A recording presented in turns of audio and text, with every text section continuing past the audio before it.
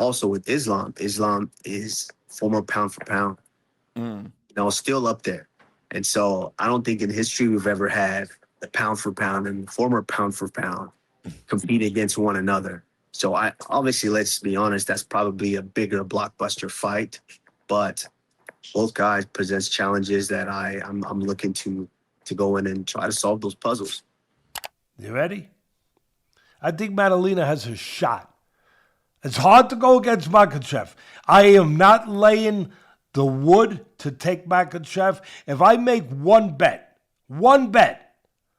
I would make the bet for the over. Habib and I have been saying this is our toughest challenge, and I'm also stating right here, right now, that I feel very confident that we're gonna solve that challenge.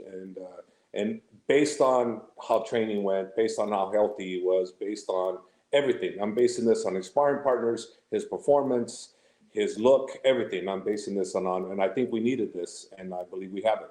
So come November 15th, I really strongly believe that we will be the welterweight champions. And it's because he did. From power punches to world-class grappling, the clash between Jack Della Maddalena and Islam Makhachev has UFC experts buzzing. Some say Jack's striking could shock the champ, while others believe Islam's wrestling will keep him on top. Everyone's got a prediction, but only one man will prove who truly rules the octagon. Okay, we're talking about the freak show, one of the pound for pound best on the planet Earth. We're talking Islam Makhachev.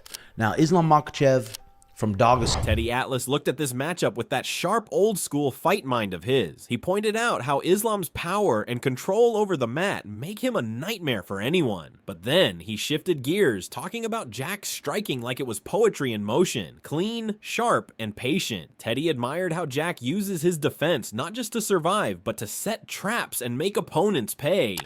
As Makhachev, and I just gave him his props, as good as he is on the mat, that is how good Maddalena is at striking. He is a good, wily, smart, versatile striker. He doesn't have TNT in his hands, but he can hurt you. He puts punches together. He'll hurt you with combinations, and his defense is good. He creates offensive opportunities. I don't see a lot of UFC fighters do this. I see my game do it, boxing. But Maddalena, he creates offensive opportunities with his defense. He moves his head so well, he makes you miss, and he puts himself in position to counter, to make you pay, as we like to say in the boxing industry. So he didn't make wild claims about who's winning. Instead, he leaned toward the fight lasting longer than most expect. He liked the over, saying it might go beyond 2.5 rounds. But if there was one small risk he'd take, it would be on Jack pulling off an upset. And it's not because it's likely, but because the timing feels right. You ready? I think Maddalena has a shot. It's hard to go against Makhachev. I am not laying the wood to take Makhachev. If I make one bet, I would make the bet for the over. But if I made two bets, I'm taking Maddalena to upset him, with a shot to upset him. That's all. I'm not saying, Teddy said he's going to win. I'm not saying that. I'm saying I like the over. Still, he didn't forget what makes Islam special. The strength, the ground control, and the confidence. Teddy respected all of that. Yet, he reminded viewers that Jack's takedown defense is solid enough to make things interesting if he can keep the fight standing and turn it into a striking match. I understand his prowess on the floor, on the mat. His dominance on the mat. His confidence on the mat. I understand all of that. I also understand, I'll finish with this, Maddalena has the edge as far as the striker, but he's not bad with his defense over the takedowns. He's not bad. You have to be better than not bad against Makhachev. I get it. But he is pretty good with his takedown defense. And if he can use his legs and get his way and make it his fight, because that's, as a trainer, that's what I'm always looking to do. I want to make it my guy's fight. I want my guy to fight to his strength into the other guy's weaknesses and stay away from the other guy's strengths. So I'm always looking to set up a fight plan where we fight our fight.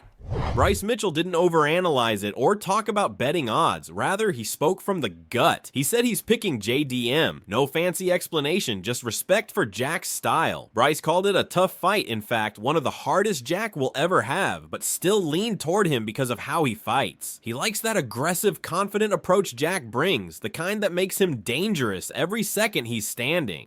Okay, I'm going to go with JDM on that one. And the reason being is because I just love that style. Islam is going to be the hardest fight he's ever had in his life.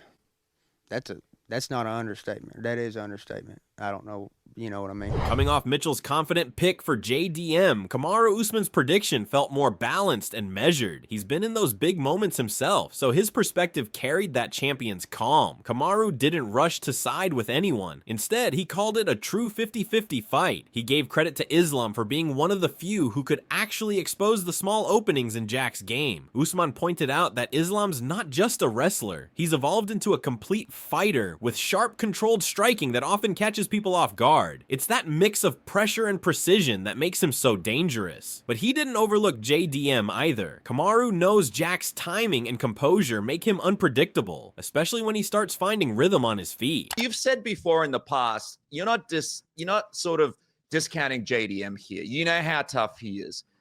Do you have a feeling about how this one will go?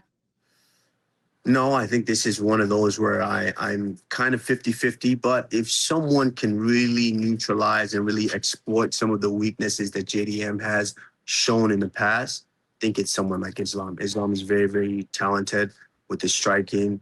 Islam's got great grappling. And JDM is just, he's growing each and every time, each and every day. So this one is really one of those fights that I consider a toss-up. Demetrius Johnson kept it real when breaking down how this fight could go. He pointed out how JDM doesn't waste energy. Each punch, kick, and slip feels intentional, almost too sharp for anyone to stand with him for long. Johnson compared his rhythm to a boxer's that is crisp, patient, and tight, and something rare in MMA. That's where he sees Islam's biggest challenge coming from, closing that distance before Jack gets comfortable. Great first round. So the biggest thing that I really like when I'm seeing what JDM does is he goes from southpaw to orthodox, very crisp from both positions. I think he's better in orthodox, the way he moves and fluid with his head movement and the way he moves. Like right there, he's in orthodox. The high guard.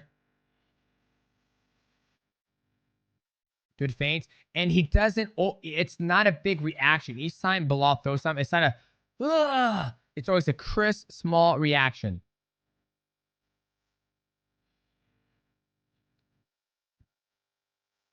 Nice southpaw. But Johnson also made it clear that Islam has his path to victory if he can pin JDM to the cage, drag him into deep waters, and force those scrambles. That could tilt the fight. He believes that once Islam gets those arms heavy and legs tired, that's when the champ from Dagestan takes over. But if Islam could put his back against the cage like this, wear on him, run the pipe, get him to the ground, make him scramble, put the blood in his arms and his hands and the thighs, then I think it'll give Islam a better chance to win. But he can't allow JDM. I mean, look at this. Which is good from, which I like JDM doing this. What Johnson seemed most curious about was how long Jack could stay calm under pressure. Islam's strength isn't just in takedowns, it's how he wears people down. So for Jack, every second standing will matter, and for Islam, every chance to grapple could be the difference between surviving and dominating. All right, now he drops down. He tries to go to the back. Good job from below. Now this is something Islam could do because Islam is a master of grappling. The boys from Dagestan. That's where he's going to rely on Craig Jones to be able to know what to do. Beautiful knee from Bilal. Could have been, controversial if it would have landed. Try to flip him, turning his back. Comes up, pummels in. Now he turns. Once again, one of the good things that JDM doesn't do, one of the things that JDM does very well is that he does not accept the position. He'll make you work for the position if you get something on him. Javier Mendez admitted he studied JDM's game over and over, breaking down every detail. What stood out to him was how good Jack really is, and how their team can't afford to underestimate that. But at the same time, he sounded confident about where Islam is right now. He mentioned this has been one of Islam's best training camps, not just physically, but mentally too. There's a calm but focused energy coming from their camp, like they know this version of Islam is different. Myself personally, I watched the fight on between him and Bilal Muhammad 7 times, and I've never done that with anybody. 7 times I watched it. Wow. That's a lot because I respect him. He's good, man. He's good. You know, I believe we're going to beat him, but we doing our homework, you know. But this guy's good. He's really good. What's the most impressive thing that you saw from Islam in this camp? Obviously, he's probably a little bit stronger, right? He's not cutting as much weight, but was there an improvement or a specific part of his game that especially impressed you as you guys were getting ready for this one? Every part of his game impressed me. He's improved everywhere. The stand-up, the ground, the conditioning, the mentality, you name it. This one, he eclipsed any other camp I've ever been with him. This is the best. He also pointed out something people tend to forget: Islam's striking. While many assume Islam has to take Jack down early, Javier doesn't see it that way. He believes Islam can handle himself standing if needed. He's confident that Islam can decide where the fight happens, whether it's on the feet or the ground, and that's a quiet advantage he trusts. Fight. Do you feel like they're not really seeing the bigger picture here with Islam and his striking ability? I don't know whether they're seeing it or not, but I've always said we can do whatever we want with him, and I still hold to that. So if we have to stand with Jack, we're going to stand with him. If we have to take him down, then we're going to take him down. Whatever we have to do, we're going to stick to it. You know, whatever we tell Islam that we need him to do, or whatever he decides he wants to do, he's gonna. What stood out most was how Javier described this as Islam's toughest challenge so far. He didn't sugarcoat it. He said that Jack's a complete fighter, dangerous everywhere, and not easy to figure out. That's why this fight feels different. It's not about who's stronger or faster. It's about who can stay composed when the fight gets messy. Toughest challenge, and I'm also stating right here, right now, that I feel very confident that we're gonna solve that challenge, and based on how training went, based on how healthy he was, based on everything. I'm basing this on his sparring partners, his performance, his look, everything. I'm basing this on, and I think we needed this, and I believe we have it. So come November 15th, I really strongly believe that we will be the welterweight champions. And it's because, he wants it. He's done his homework, and he wants a legacy fight. This is a legacy fight. When Dustin Poirier was asked to share his thoughts on the Islam versus JDM fight, he pointed out that while Islam is the safe bet, JDM has that kind of striking power that could change everything in 1 second. The way Dustin described it, you could tell he's seen enough fights to know that sometimes one clean shot or a perfectly timed knee can flip the entire story. I would think Islam by decision, but if Jack does win, I'm not going to be totally blown away if he lands a shot that hurts Islam or a knee or something. Obviously, if he beats Islam by decision or submits Islam, then I'm going to be blown away. But I got to go with Islam by decision. That's if I was betting on it, that's what I would bet on.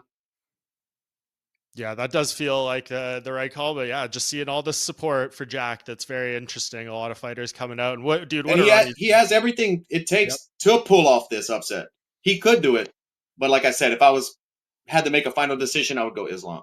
Tim Welch started by calling Islam a freak show of a fighter in a way that makes him look effortlessly strong and completes his game look. He broke down how Islam's background in sambo and wrestling gives him an almost unfair grip strength. The way Tim described it, once Islam locks his hands, it's like you're caught in a vice. Okay, we're talking about the freak show, one of the pound for pound best on the planet Earth. We're talking Islam Makhachev. Now, Islam Makhachev from Dagestan, he's been a professional since 2010, professional for a clean 15 years, along with becoming a combat sambo world champion in 2016 and a 2-time Russian national champion. Okay, the guy is a real freak show. UFC 322 is coming up. We got November 15th, Madison Square Garden, and he's bumping up. He's bumping up to welterweight to look for 2 belts against the Australian boxer, Jack Maddalena. Islam Makhachev right now is 27 professional wins and 1 loss, 5 KOs, 13 submissions, 34 years old, so he's got that real man strength. And these guys that have wrestled since they're young bucks, done combat sambo since they were young bucks, their grips are so freakishly strong. That's the one thing that you can't mimic. You can't mimic it. Tim noted how Islam's strength just looks different. He said Jack won't be able to rely on simple underhook escapes or basic wrestling counters. Instead, he'll need to make it messy, turn it into jiu-jitsu scrambles, and maybe even go for leg entanglements to offset Islam's pressure. That's where Tim hinted Jack might find small openings. Islam comes down, puts him on his ass in 40 seconds. On top, half guard with far underhook. This is where he's going to feel just so strong. And this is where Jack Maddalena is going to have to, like I said before, open up with his jiu-jitsu. He's not going to be able to just wrestle, counter this guy and just do a basic underhook get up. He's going to have to do like he did against Bilal, his John Wayne sweep to off-balance him or try to get underneath him and get in, enter his legs for some legs lock, make it more of jiu-jitsu scrambles than wrestling scrambles. Because this position right here, he's got a crossface with his right arm, head low, in half guard. He's going to really be a problem. Whereas Elijah Smith believes this fight will come down to mindset and game plan. He mentioned how some of Jack's past opponents made the mistake of fighting to impress the crowd instead of staying focused. But he expects Islam to stay calm and calculated, sticking to his strategy and not getting caught up in anything extra. Bilal, he went out there when he fought Jack, and he went out there trying to prove the fans that he can strike, which I think that kind of hurt him. I feel like if Bilal went out there and did what he did to what's his name, Leon Edwards, I think he probably would have had a better chance of getting the win. But it seemed like he just wanted to show people that he had with Canelo hands, which sometimes you don't need to prove. You don't need to prove anybody anything. You're the champion. You don't have to prove anything to somebody who's trying to take your spot. You just got to go out there and fight your game. If they stop it, then we move on to something different. He also pointed out that Islam won't hold back on using his wrestling and grappling, bringing that steady, suffocating pressure fans have seen before. According to Elijah, this fight might not be about big, flashy moments, but about who controls the rhythm early and forces the other to fight their way. Something different. But I think Islam is that type of guy where he's not going to be scared to take you down or shoot repetitively, almost in that Khabib-esque type of feel. But I guess everyone's given their take, but the truth is, this one feels like a coin flip. Some see Jack's sharp striking and composure as the key to ending Islam's streak, while others believe Islam's pressure and grappling will wear him down over 5 rounds. Either way, this fight has that big fight energy written all over it. Who do you think will win? Let us know in the comments below.